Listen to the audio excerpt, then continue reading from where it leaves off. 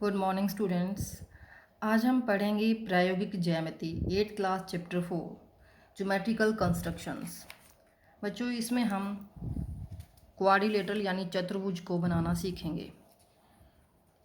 एक अद्वितीय यानी यूनिक चतुर्भुज की रचना के लिए हमें कोई भी 5 माप की आवश्यकता होती है। वो 5 माप कोई भी भुजाएं और कोण हो सकते हैं। उनमें विशेष बातें इस प्रकार हैं, जैसे या तो 4 भुजाएं और 1 विकर्ण हो, 2 विकर्ण और 3 भुजाएं, या फिर 2 आसन भुजाएं और 3 कोण, या फिर 3 भुजाएं और उनके बीच के 2 कोण। तो एक चतुर्भुज को बनाने के लिए ये विशेष बातें होना जरूरी है।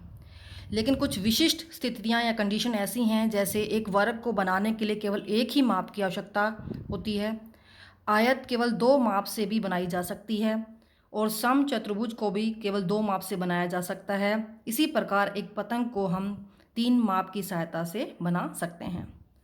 आइए अब हम स्टार्ट करते हैं प्रश्नावली 4.1, जिसमें पहला सवाल है चतुर्भुज चंप, जिसमें ये आपकी साइड दे रखी है, भुजाएं दे रखी है, उसका रचना करनी है। फर्स्ट ऑफ ऑल बच्चों, आपको ये ध्यान रखना है, जैसे हमें ये जंप नाम से चतुर्भुज की रचना करनी है, तो बच्चों आपको ये ध्यान रखना है, सबसे पहले हम उसकी कच्ची आकृति यानी रफ डायग्राम बनाएंगे। बिना रफ डायग्राम हम डायरेक्ट उसे बनाने लग गए तो हमारा गलत हो सकती है चतुर्भुज, तो इसलिए पहले रफ डायग्राम बनाना जरूरी है। दूसरी बात, हमें जैसे JUMP जो लेना है वो एक रैंडमली ऑर्डर में नहीं लेना, एक ही ऑर्डर में लेना है। जैसे J के बाद U के बाद MP, ऐसे नहीं J के बाद हमने M लिख दिया, फिर P लिख दिया, U लिख दिया, उससे हमारी चतुर्भुज गलत बन जाएगी। दूसरी बात, जब हम भुजाओं को नापते हैं तो स्केल को भी मेज़र करना आपको आना चाहिए, क्योंकि स्केल जो यहाँ से जो जीरो होता है थोड़ा सा मुड़ा होता है, कई बार प्लास्टिक का स्केल यूज़ करते हो तो टूटा होता है, तो आप कोशिश करें आप यहाँ 1 से मेज़र करना स्टार्ट करें। जैसे मान लो हमें 5 सेंटीमीटर मेज़र करना है, तो आप 1 से 6 कर लें, क्योंकि 0 से 1 उसमें से लेस हो जाता है, उससे हमारा एक्यूरेट मेजर्स या माप मिलते हैं। तो आइए अब हम स्टार्ट करते हैं चतुर्भुज बनाने के लिए। तो यहाँ पर हमें भुजाएं दे रखी हैं 4 और एक विकर्ण दे रखा है। तो हम सबसे पहले क्या करेंगे, JU भुजा 3.5 जो है वो हम लेंगे। तो इस प्रकार जैसे मैंने यहाँ 1 से स्टार्ट कर रही हूँ, 1 से लेकर और मैंने ये ले ली है 3.5। उसके बाद बच्चों आपने क्या करना है, आपने कंपास यानी प्रकार की सहायता से आप JP, जैसे मैंने रफ डायग्राम पहले से बना रखा है उसको ही देखकर आप बनाएंगे। JP हमारा 4.5 सेंटीमीटर है, तो आप इस तरह से स्केल रखेंगे और 4.5 इस तरह से आपने 4.5 की इस तरह से त्रिज्या लेके एक चाप लगाएंगे।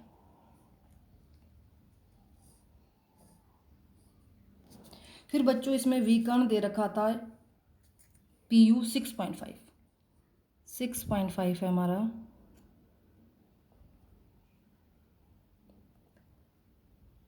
सिक्स पॉइंट फाइव है, क्योंकि मैं ऊपर से एक लेस कम करके कर रही हूँ, तो ये यहाँ से हम इस तरह से पहली वाली चाप को काटेंगे।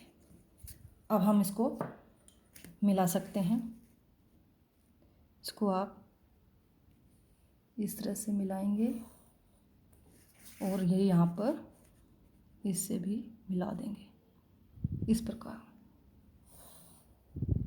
आप इसके नाम साथ साथ लिख दें, ये हमारा J था, ये हमारा U, ये हमारा 3.5 सेंटीमीटर, ये हमारी थी 4.5 सेंटीमीटर, और ये हमारा विकर्ण था 6.5 सेंटीमीटर। अब हम U से, बिंदु जो हमारा U है उससे हमने क्या लेना है, UM 4 सेंटीमीटर लेना है। तो 4 सेंटीमीटर आप ऐसे लेंगे, ये मैंने 4 सेंटीमीटर ले लिया। यहाँ से आप 4 सेंटीमीटर की आर्क लगा देंगे। फिर मैंने PM लेना 5 सेंटीमीटर, तो मैंने ये 5 सेंटीमीटर यहाँ से मेजर कर लिया है, ये देखिए। और यहाँ से ये P पॉइंट था, इसको ऐसे कट कर लिया। अगर आपकी आर्क लंबी हो जाती है तो आप उसको रबड़ की सहायता से मिटा सकते हैं। आप इसको मिला दीजिए, इसको इस तरह से आप मिला दीजिए और इसको यहाँ से भी आप मिला दीजिए। आप पेपर को मूव करेंगे, अपने आप को नहीं। इस तरह से मिला दिया। बाकी पॉइंट लिख दें JUMP। यहाँ पर हमारा ये हमारा UM 4 सेंटीमीटर थी, ये हमारी 5 सेंटीमीटर। इन दिस वे बच्चों देखें आप, ये हमारा JUMP हमारी चतुर्भुज तैयार हो गई है।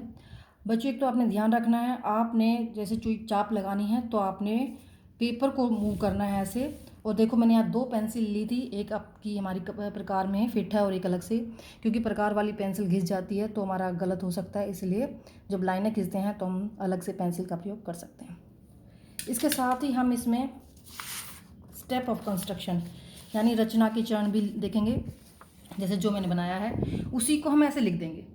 जैसे पहले क्या किया था, एक रेखाखंड JU 3.5 खींचे, फिर हम बिंदु U से 6.5 सेंटीमीटर की त्रिज्या लेके एक चाप लगाई हमने। फिर J को केंद्र मान के JP हमने 4.5 से त्रिज्या लेके एक अन्य उस वाली चाप को काट दिया था। ठीक है, फिर हमने JP और UP को मिला दिया। फिर हमने बिंदु कहीं से भी आप कर लो, U से हमने यहाँ पर 4 सेंटीमीटर और P से हमने इसको काटा।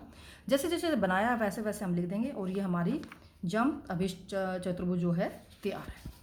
ठीक है बच्चों, इसी प्रकार हम इसी प्रश्नावली के और क्वेश्चन भी कर सकते हैं। जैसे फर्स्ट क्वेश्चन का थर्ड पार्ट है समांतर चतुर्भुज मोर, जिसमें ये आपकी भुजाएं दे रखी हैं। तो बेटा कोई इसमें हार्ड एंड फास्ट रूल नहीं है कि कौन सी भुजा आपने नीचे लेनी है। जैसे मैंने पिछली वाली में तो आपने डायगोनल जो था विकर्ण था वो मेरा बीच में इस तरह से आया था और ये मैंने यहाँ पर साइड यानी भुजा ली थी। इस वाले में मैं जैसे स्टार्ट कर रही हूँ तो मैंने पहले आप इसका रफ डायग्राम बना लें। मैंने इसका रफ डायग्राम यहाँ पर बनाया है। रफ डायग्राम बनाने से मिस्टेक नहीं होती हैं। तो मैंने जो इसमें विकर्ण है EO 7.5 सेंटीमीटर वहाँ से स्टार्ट किया है, ये मैंने विकर्ण लिया। फिर E बिंदु से मैंने 4.5 सेंटीमीटर प्रकार खोल के ऐसे चाप लगाई। फिर मैंने O बिंदु से 6 सेंटीमीटर खोल के OR यानी ये चाप लगाई जो पहली वाली चाप को काटती है और बिंदु R हमें प्राप्त होता है। उसी प्रकार बच्चों क्योंकि ये समांतर चतुर्भुज है, आपको पता है आमने सामने की भुजा बराबर होती है, क्योंकि हमें यहाँ पर 2 ही भुजाएं दे रखी थी तो बाकी 2 हम अपने आप प्राप्त कर लेंगे। क्योंकि OR हमारी 6 थी तो बेटा ME भी 6 होगी।